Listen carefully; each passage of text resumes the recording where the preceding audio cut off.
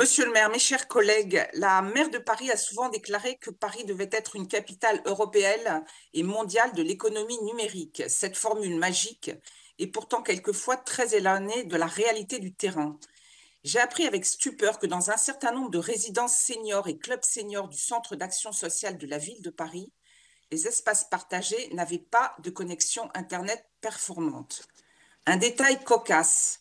Certaines associations qui se chargent de l'inclusion numérique de nos aînés sont par exemple obligées d'utiliser des boîtes Tupperware quand il pleut pour aller récupérer par l'extérieur une connexion Internet qui fonctionne. Comment est-ce possible? Nous ne sommes pas dans une zone blanche d'une région isolée de France, nous sommes à Paris, capitale de la France, où le sujet de la 5G vient d'être débattu. Et de surcroît, ce dysfonctionnement pénalise aujourd'hui nos aînés à un moment où la pandémie les a isolés.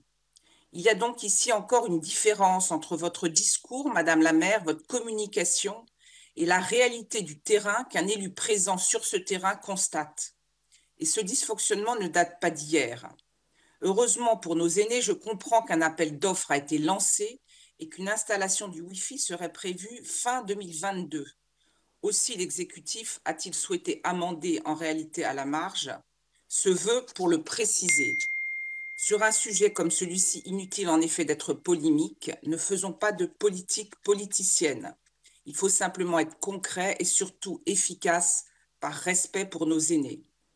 C'est pourquoi, avec Francis Spiner, les élus du 16e et les élus du groupe Changer Paris, nous demandons que sans attendre la mise en œuvre de ce plan d'action qui n'aura lieu qu'à partir de 2022 et afin de répondre à la situation d'urgence induite par la crise sanitaire, la maire de Paris et le KSVP s'engagent à installer d'ores et déjà tout type de dispositifs temporaires, routeurs, box Internet, donc des dispositifs très peu coûteux. Je vous remercie de votre attention et je vois maintenant dans ce vœu toutes les raisons pour une adoption à l'unanimité. Merci.